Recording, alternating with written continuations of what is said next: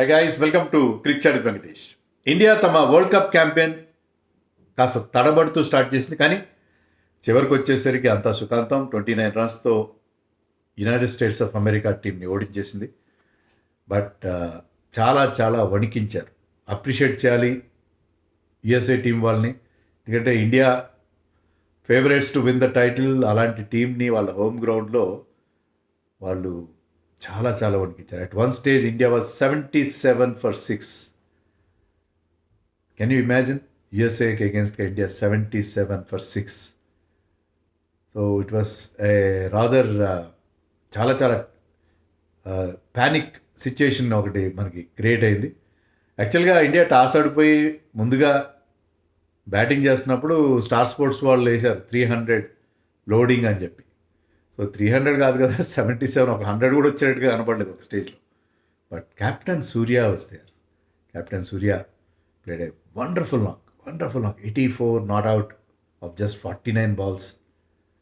అంటే team స్కోర్లో team run చేశారు 161, more than half చేశాడు. It was really really great నాక్. దానికి అలవాటైన గ్రౌండ్ అది. అక్కడ ఎంతో క్రికెట్ ఆడాను నేను, ఇక్కడ ముంబైలో వాంఖేడే స్టేడియంలో అని చెప్పాడు. అలవాటైన గ్రౌండ్, ఆ గ్రౌండ్ పిచ్ గురించి అంతా అతనికి బాగా తెలుసు. ఈవెన్ దెన్ ఈ ప్లేడ్ ఏ వండర్ఫుల్ నాక్. మిగతా ఎవ్వరు పెద్దగా, ఇప్పుడు next high score was 25 by Tilak Varma, 20 Ishan Kishan చేశాడు, 15 ఎంతో అక్షర్ పటేల్ చేశాడు. మిగతా వాళ్ళు కనీసం డబుల్ ఫిగర్స్ కూడా రాలేదు. అభిషేక్ శర్మ,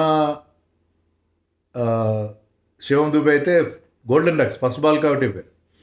అలాంటి సిచ్యుయేషన్లో అనే difficult pitch he scored 84 of just 49 balls, 171 strike rate. 171 strike రేట్తో ఆడాడు అతను. 10 4లు, 4 6లు కొట్టాడు. పడుతూ లేస్తూ ఆడాడు. కొన్నిసార్లు కింద Rishabh Pant falling pull shot లాగా కొన్నిసార్లు పడుతున్నాడు, లేస్తున్నాడు, కానీ వికెట్ మాత్రం పారేసుకోలేదు. వికెట్ ఇంటాక్ట్ పెట్టాడు చివరి దాకా. లాస్ట్ ఓవర్లో అయితే 21 runs, 2 4లు 2 6లు కొట్టేశాడు. సో 15 overs అయ్యేసరికి అతని స్కోర్ జస్ట్ 36, కానీ 36 of 41 balls ఎంతో. కానీ తర్వాత 18 balls ఈ స్కోర్ 44 runs. 18 balls 44 runs చేశాడు. చివరిలో రావాల్సిన కిక్ బ్రహ్మాండంగా ఇచ్చాడు.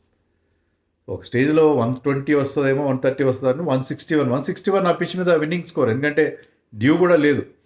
నేను ట్వీట్ కూడా చేశాను, డ్యూ లేదు కాబట్టి ఇండియా డిఫెండ్ చేసేసుకుంటుందని చెప్పి. అలాగే మన వాళ్ళు డిఫెండ్ చేస్తున్నారు. యూఎస్ఏ కూడా గట్టి పోటీనే ఇచ్చారు వాళ్ళు, మరీ అంత సరెండర్ అయిపోలేదు. ఎందుకంటే మొమెంటం సూర్య నాకు తర్వాత మొమెంటం కంప్లీట్గా మన వైపు షిఫ్ట్ అయిపోయింది. అయినా కూడా they held, they really they were not disgraced in this defeat. ఖచ్చితంగా వాళ్ళు తలెత్తుకుని వెళ్ళచ్చు ఈ మ్యాచ్ తర్వాత. చాలా చాలా మంచి పర్ఫార్మెన్స్ యుఎస్ఏ టీం నుంచి. టాస్ వాళ్ళు గెలిచారు. మన టీంలో బుమ్రా లేడు, ఎందుకంటే బుమ్రాకి హై ఫీవర్ అని తర్వాత మ్యాచ్ తర్వాత కూడా చెప్పాడు. బుమ్రా అయినా కూడా సర్వింగ్ ద డ్రింక్స్, ఫీవర్ ఉన్న వల్ల బుమ్రా ఆడలేదు. సో బుమ్రా ప్లేస్లో సిరాజ్ వచ్చాడు. సిరాజ్ 2 రోజుల క్రితమే అతని టీంలోకి చేరాడు. హర్షిత్ రాణా సడన్గా ఇంజర్డ్ అయ్యారు, కానీ Siraj also perform well. Siraj వచ్చాడు. మిగతా మామూలుగా మనం అనుకున్న 11, దాంట్లో మార్పులు ఏం లేదు. సో ఇషాన్ కిషన్ ఫస్ట్ ఓవర్లో 6 కొట్టాడు, బాగానే ఉంది. కానీ సెకండ్ ఓవర్లోనో third over second over Ali బౌలింగ్లో అవుట్ అయిపోయాడు మన అభిషేక్ శర్మ ప్రాపర్గా మిడిల్ చేశాడు అది. బట్ ఇద్దరు ఫీల్డర్స్ ఉంటారు కదా out side the ring first 6 oversలో. ఈ పిక్ ద ఫీల్డర్కి నేరుగా పెరిగంటే కొంచెం you have to move to his left to take that catch. Abhishek Sharma అయితే 0 లేకపోతే హీరో, అదే ఉంటుంది అతనికి. అలాగే అతను స్టార్ట్ చేశాడు world cup campaign. First match world cup అలాగే స్టార్ట్ అయింది. But Ishan Kishan and Tilak Varma look good. Tilak Varma ఒక 3 4లు కొట్టాడు, 6 కొట్టాడు. ఇషాన్ మరొక 6 కొట్టాడు. పర్లేదు, ఇన్నింగ్స్ కాస్త గాడిలో పడుతుందనగా షాక్విక్ అనే బౌలర్ వచ్చాడు. వాన్ షాక్విక్ అనే బౌలర్ వచ్చాడు. అతను ఆ స్లోయర్ వన్స్, అతని ఎక్స్ట్రా బౌన్స్ కూడా ఉంది ఆ పిచ్లో. మంచి ఆ పిచ్ ఎలా ఉందంటే యాక్చువల్గా మంచి లైవ్ గ్రాస్ ఉంది దానిపైన, గ్రీనిష్గా ఉంది పిచ్. దాని మీద బెల్టర్ అని చెప్పారు ముందుగా పిచ్ రిపోర్ట్ ఇచ్చిన వాళ్ళు, కానీ తీరా చూస్తే ఏంటంటే ఎక్స్ట్రా బౌన్స్ ఉంది. It has something for the fast bowlers and also for the spinners కూడా హెల్ప్ ఉంది. అక్కడ టర్న్ ఉంది, బౌన్స్ ఉంది. సో ఆ ఎక్స్ట్రా బౌన్స్తో తిలక్ వర్మను అవుట్ చేశాడు. మా ఇషాన్ కిషన్ కూడా మనకు మంచి షాట్ బాగా మిడిల్ చేశాడు, కానీ డైరెక్ట్గా ఫీల్డర్ కొట్టాడు. అదే ఓవర్లో మనకి శివం దూబే కూడా అవుతాడు. దాని 6th over, last over of power play.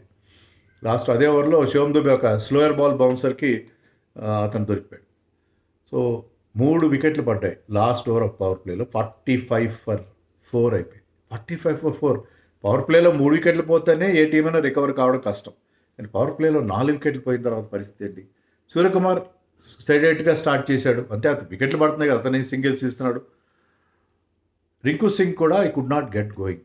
Spinners Mohsin అనే స్పిన్నర్ కానీ, హర్మీత్ కానీ, వాళ్ళందరూ చాలా టైట్ బౌలింగ్ వేయడం మొదలుపెట్టారు.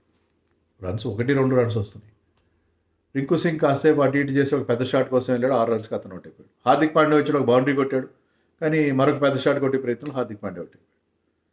So India was reduced to 77 for 6. Axar Patel కాస్త ముందు పంపించినట్టు బాగుండేదేమో అనుకున్నాను నేను, బట్ రింకు సింగ్ పంపించారు, కానీ కుడ్ నాట్. అక్షర్ పటేల్తో ఒక పార్ట్నర్షిప్, ఒక చిన్న పార్ట్నర్షిప్ వచ్చింది. 30-40 రన్స్, ఒక 35-36 రన్స్. సో కొంత రికవరీ వచ్చింది. మెయిన్గా ఏమైందంటే 15 ఓవర్ల తర్వాత ఇప్పుడు మనకి సౌరభ్ నేత్రవల్కర్ తెలుసు, లాస్ట్ టైం చాలా బాగా పర్ఫామ్ చేశాడు, ఐపీఎల్ దాకా వచ్చాడు అతను. లాస్ట్ వరల్డ్ కప్లో he has really done well. పాకిస్తాన్తో విన్ చేయడంలో కానీ అన్నింటిలో. ఈ ఈజ్ ఆల్సో ఫ్రమ్ ముంబై. అతను ముంబైలో మాత్రం ఫస్ట్ 2 ఓవర్స్లో బౌల్ రన్స్ ఇచ్చాడు. మళ్ళీ 15th ఓవర్ ఇంకా అలీకి ఇంజరీ అయ్యింది. అలీ ఫస్ట్ 2 ఓవర్స్ చాలా ఎఫెక్టివ్గా వేశాడు, రౌండ్ ఆమిష్ బౌలింగ్ అతన్ని చాలా ఎఫెక్టివ్గా వేశాడు. కానీ అతనికి ఏదో గ్రాయిన్ ఇంజరీ అయింది, అందుకని సౌరభ్ని మళ్ళీ బౌలింగ్ చేయాల్సి వచ్చింది. 15th ఓవర్లో సౌరభ్ వేసినప్పుడు అక్షర్ 2 ఫోర్లు కొట్టాడు. తర్వాత రన్ తీస్తే సూర్య వచ్చి ఒక 6 ఒక 4 కొట్టాడు. సో ఆ ఓవర్లో 21 రన్స్ వచ్చాయి. India needed 1 big over. ఆ షాకిల్స్ని బ్రేక్ చేయడానికి ఒక బిగ్ ఓవర్ అవసరం అయింది. ఆ బిగ్ ఓవర్ మన 16th ఓవర్లో వచ్చింది. 16th ఓవర్ ఎప్పుడైతే 21 రన్స్ వచ్చాయో అక్కడి నుంచి సూర్య ఇంకా రెచ్చిపోయాడు. అక్షర్ అవుట్ అయ్యాడు నెక్స్ట్ ఓవర్లో. అయినా కూడా he had a good partnership with Arshdeep, he had a good partnership with last over అనుకోండి, విత్ వరుణ్ చక్రవర్తి లాస్ట్ ఒక ఓవర్లోనే. ఆ లాస్ట్ ఓవర్ ఆఫ్ ది మ్యాచ్లో మళ్ళీ సౌరవ్ వచ్చినప్పుడు 2 4లు 2 6లు కొట్టేశాడు. సో దానివల్ల ఆ Saurabh Netravalkar I think has given 4 overs 65 runs ఇచ్చాడు. We had a nightmare of a match. Mumbaikar పాపం 4 overs 65 రన్స్ ఇచ్చేసరికి ఇండియాకి ఒక కాంపిటేటివ్ స్కోర్ వచ్చేసింది. And Surya was exceptional. అతను ఆ 360 షాట్స్, అంటే ఆ pickup shot to fine leg అది కొడుతున్నాడు. అది దాంట్లో 4లు 6లు కొంచెం మంచి స్వీప్ షాట్లు కొట్టాడు. ఆఫ్ సైడ్లో కూడా చాలా మంచి షాట్స్ చూసాం అతను బ్యాట్ నుంచి. ఆ 360 రేంజ్ మళ్ళీ వచ్చినట్టుగా ఉంది. Last year had a wretched last year సరిగ్గా రన్సే రాలేదు, కానీ ఈ ఇయర్లో అతను న్యూజిలాండ్ సిరీస్తో రన్స్ చేశాడు. ఇక్కడ ఈ ప్లేడ్ వండర్ఫుల్ నాక్. అక్కడ అలవాటైన తన గ్రౌండ్లో ఈ ప్లేడ్ వండర్ఫుల్ నాక్. దానివల్ల ఏంటంటే it was clear. And when New Zealand వస్తుంది, యుఎస్ఏ స్టార్టెడ్ బ్యాటింగ్, వాళ్ళకి టపా వికెట్లు. మన తెలుగు కురాడు ఒక సాయితేజ ముక్కామల్ల కూడా తొందరగా అవుట్ అయిపోయాడు. Siraj got the first blood. చాలా మంచి బౌలింగ్ చేశాడు Siraj. Ball was moving, extra bounce ఉంది, అన్నీ ఉన్నాయి. అక్కడ హర్షదీప్ తెలుసు కదా, పవర్ ప్లేలో హర్షదీప్ కూడా లీడింగ్ ఎడ్జ్, వాళ్ళ కెప్టెన్ లీడింగ్ ఎడ్జ్తో ఒక వికెట్ వచ్చింది.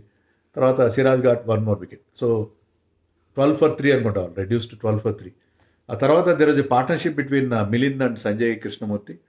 కానీ ఆ పార్ట్నర్షిప్ వాళ్ళిద్దరూ చెరొక 30 చేశారు. కానీ అది తప్పిస్తే తర్వాత శుభం రంజానే లాస్ట్లో వరకు ఉంటే అతను ఒక 30 చేశాడు. బట్ మిగతా రెగ్యులర్ ఇంటర్వల్స్లో వికెట్స్ పడ్డాయి. వరుణ్ చక్రవర్తి కూడా చాలా టైట్ బౌలింగ్ చేశాడు. 4 overs 24 runs 1 wicket. And Harshdeep was exceptional. 4 overs 18 runs 2 wickets. Back ఎండ్లో కానీ స్టార్టింగ్లో. సిరాజ్ అయితే లాస్ట్ బాల్ కూడా వికెట్ తీశాడు, 3 వికెట్లు తీశాడు, 28 runs ఎంతో ఇచ్చాడు. అక్షర్ పటేల్ 2 వికెట్లు తీశాడు, అతను కూడా 24 runs ఇచ్చాడు.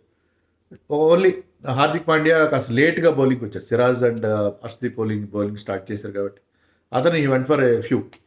సో ఇండియన్ బౌలింగ్ చాలా బాగా కుదిరింది. బ్యాటింగ్లో డెఫినెట్గా సూర్యకుమార్ అన్నాడు పిచ్ డిఫికల్ట్గా ఉంది, కానీ we should have batted better అన్నాడు మ్యాచ్లో. Yes, they should have batted better. మరీ మేము ఆడేస్తున్నాంలే, న్యూజిలాండ్ మీద భయంకరంగా ఆడేసాం కదా, ఇక్కడ కూడా అన్ని గాల్లో కొట్టేస్తాం, అన్ని 6లు కొట్టేస్తాం, అన్ని 4లు కొట్టేస్తాం అన్నట్టుగా ఆడితే ఎలా ఉంటుంది? కొంచెం ఒక కన్సాలిడేషన్ వస్తే ఒక వేకప్ కాల్ ఇండియా. డెఫినెట్గా ఇది ఒక మంచి వేకప్ కాల్. యాక్చువల్గా ఈరోజు మిగతా మ్యాచ్లు కూడా పాకిస్తాన్ కూడా 3 balls రిమైనింగ్లో గెలిచారు. వాళ్ళు కూడా చావుతో కన్నులు అట్టుపోయి 7 wickets 8 wickets పోయినాయి.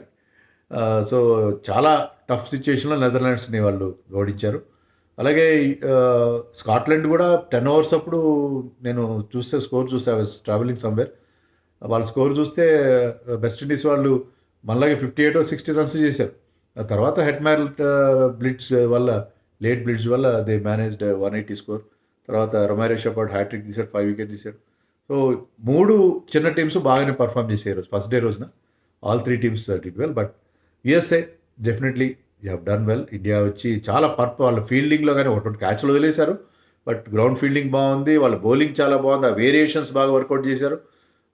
స్పిన్నర్స్ చాలా మంచి బౌలింగ్ వేశారు, ఎక్సెప్ట్ సౌరవ్ నత్రాల్, కోల్కర్ తప్పిస్తే అందరు కూడా they did a fine job. Very good job. But this match belongs to Surya. Surya played really, he led from the front.